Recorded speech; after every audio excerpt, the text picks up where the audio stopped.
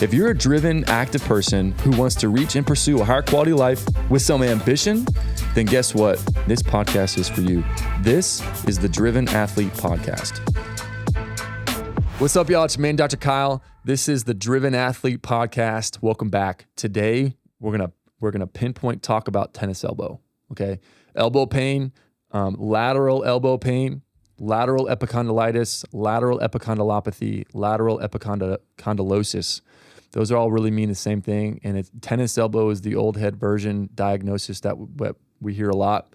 But the tennis elbow is a really common thing we see people, right? Because we work with a lot of golfers, tennis players, and upper extremity arm-based athletes, people that exercise a lot. So it's actually a really common thing, right? So I wanted to shed some light on what exactly is tennis elbow, all right? The medical term is lateral epicondylitis or lateral epicondylopathy or lateral epicondylosis, all right? The lateral epicondyle is a bony structure on the outside of your humerus bone, and you have a handful of muscles that all connect to that one origination point on your lateral epicondyle of your humerus. And it all inserts something called your common extensor tendon. All right, so you have a bunch of muscles that all connect through your common extensor tendon right onto your lateral epicondyle of your humerus. And when that gets lit up and involved, we call it lateral epicondylitis. All right, itis meaning inflammation. Epicondylosis, osis, just means like a chronic problem and degenerative changes. It's like a degenerative chronic problem. Opathy, like tendinopathy, lateral epicondylopathy, that just means that there is a pathology of that structure, of that region. All right. So probably the most accurate term, it's just semantics, but would be maybe like lateral epicondylopathy. There is a problem going on there. Super acute, we would call it lateral epicondylitis. So the common extensor tendon is a structure that a lot of muscles connect right onto the lateral epicondyle of your humerus. Okay. Knowing that from our previous conversations, things don't hurt for no reason and things don't get lit up for no reasons. And the structures that are lit up and painful are usually the victims because they're overwhelmed and they're trying to overcompensate and they're working overtime because other structures aren't contributing enough or there's compensation patterns going on. It's a combination of the two, mobility disparities and muscle strength activation disparities, followed with compensation patterns. Those things lead to compensation patterns, right? So we can fix those mobility disparities and muscle strength activation disparities and then translate that into your sport and movement to fix the compensation pattern. All right. So with lateral epicondyle pain, lateral epicondylopathy, tennis elbow, we know that the common extensor tendon and in the research, the most commonly reported structure that's lit up is the extensor carpi radialis brevis tendon. All right. The extensor carpi radialis brevis tendon seems to be the one that's the most commonly researched that's lit up right as it inserts through your common extensor tendon on your lateral epicondyle. So like it gets really tended to touch right on the outside of your elbow bone right there. And that's a really common thing. All right. So as sports physical therapy clinicians, we're thinking, why is that tendon all lit up? What's the cause of that cause? Because things don't hurt for no reason. And it's a victim, not the problem.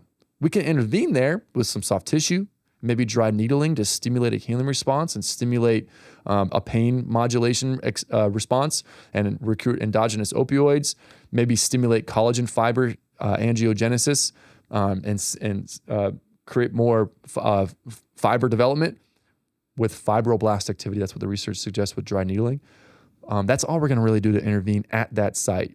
But we have to intervene elsewhere and investigate why the heck is this extensor carpi radialis brevis tendon getting all lit up like this, right? Right on the insertion point on your lateral epicondyle. Why? There has to be something else being done, some compensation patterns. So we have to investigate, and what we're finding for sports, upper body sports, it seems like there's a link with the scapula, the shoulder blade link. We have to investigate the shoulder joint and the shoulder blade as to why maybe distally down the chain, the elbow is overcompensating for stuff like golf and tennis, or especially lacrosse, racket sports, and stick sports like hockey, and then exercise, pull-ups, grasping, rowing, lifting activities, of course. There seems to be a link in the scapula that's making the elbow have to overcompensate. The elbow and wrist is overcompensating because of a lack of mobility in the scapula or stability and strength. So that's what we have to investigate and intervene. Other things that relates to rotational sports, so we can also intervene, like thoracic spine rotation, either rotation extension or flexion rotation of the thoracic spine. We have to check that out. The ribs, as they relate to the thoracic spine, for rotation range of motion available, that a lack thereof is going to make something else compensate. That's where that link comes in. We have to investigate that. So when we're going to us as sports physical therapy clinicians, and we do stuff like thoracic rotation exercises, it's like, well, but my elbow hurts. Why aren't you working on my elbow? It's like, dude, for golf or tennis or lacrosse, like your rotation requirements, you're limited going to that side with your thoracic and rotation. Your T-spine plays a major role with that, and it's limited. We can intervene there, right? That's what we're doing, that stuff. We're also checking out your scapula too. It's like, why are you doing manual therapy and intervening on my scapula? There's a link correlated with a lack of scapular stability and mobility to elbow issues and elbow pain. And we wouldn't be doing our job if we didn't investigate elsewhere, proximally or distally. Does that make sense? So that's why we check that stuff out. Okay. In the research, they call it a recalcitrant tendon problem or tendinitis or tendinosis. Recalcitrant being stubborn and not following expected progress and policies, right? So like a recalcitrant teenager in school, they would call this like a recalcitrant tendinopathy problem. It's like not following normal protocol. What the heck? Why isn't it getting better? If we're not fixing the compensation patterns that led to it in the first place and they continue to do their sport or their activity, it's not going to get better. It's just going to continue to compensate, right? And it's going to get continually overwhelmed. And if we don't intervene appropriately with this kind of a rationale and clinical approach, what do you think is going to happen? Like, what's that road lead to? Usually, the suggestions are more meds, pain meds. Advil will be like a lower version of that, but pain meds, injection, steroid injection, which aren't really super helpful that when the research is finding and effective for elbow issues, and then a debridement surgery, right?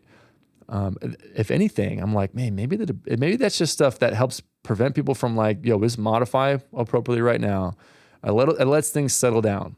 And then they get back into this doing it and it comes back. So it's like this constant cycle of like 3 months of like resting and then 3 to 2 months of like doing their thing. And then it comes back again. And then they get another injection and they rest and it feels better. And then they go back and it hurts again. And then just continually fluctuate back and forth. We see that pretty often and we hear that stuff. And we're like, no, if we can intervene and stop that cycle and fix why it's happening in the first place, because there is a solution, knowing that things don't hurt for no reason, then we can stop that cycle. All right. And that's why we're just passionate and live vicariously through our patients, because we've been there, our clinicians and our practice. We see ourselves and the patients we work with as in like, yo, there is a better solution. There is a way to life, dude. We're trying to help you as best we can. And we can stop that cycle. We just had to intervene appropriately. First things first, we got to investigate and evaluate, see what the heck is going on and why. And then we can intervene appropriately. Does that make sense? So we can definitely avoid that cycle of meds, injections, and surgery for something like a tendinopathy problem, because we know that things don't hurt for no reason. It's just compensating, right? As long as we rule out underlying red flags and systemic problems that might limit healing progressions or an underlying visceral systemic issue that's causing pain of some sort, then we know it's neuromusculoskeletal, which means we can intervene appropriately. So dry needling. So people ask this, what would we do to help with lateral epicondylopathy, epicondylitis, epicondylosis, whatever, tennis elbow? What can we do to help intervene? Here's our typical progression that we investigate. We have to look at the radial head mobility. The radius is one of the arms in your, the bones in your forearm. Your ulna is the other one. The radial head is really close to the attachment point of your lateral epicondyle. It actually connects, articulates with that surface at the capitulum and the fovea of your radial head. So the radial head mobility is really important, has a close relationship to the lateral epicondyle and the tendons that go across that articulation. So if the radial head is stiff and stuck and not really moving well, then we need to intervene there. So manually, we can intervene at the radius, at the radial head, to improve that range of motion and mobility, okay, and joint play. Then we can also do soft tissue, of course, on the extensor carpi radialis brevis tendon and the common extensor tendon. We can drive with cupping, stripping, Graston, whatever. I'm not a huge fan of Graston for stuff like this because compression and scraping, something that's already lit up, I'm like, man, there might be a better avenue to help involve and influence the soft tissue pliability and healing potential. But anyway, cupping I'm a huge fan of, and then dry needling. So dry needling has some really good evidence and research to help with problematic and chronic tendinopathy issues. And some of the rationale behind it is it helps to stimulate a healing response. It helps to stimulate fibroblast activity to lay down new collagen tissue. So imagine something that's like degenerative and chronic an issue. It's more degenerating of the tendon. If we can stimulate a better healing response and maybe laying down new collagen fibers of the tendon or the musculotendinous junction, that can help. It can help lay down new angiogenesis of capillaries and then also pain modulation. All right. And then we have to look at the wrist. We can work on wrist extension mobility as it relates, and the scaphoid and the lunate seem to be a big influence with wrist mobility into extension and rotation, supination or pronation. And then again, we have to check out the scapula.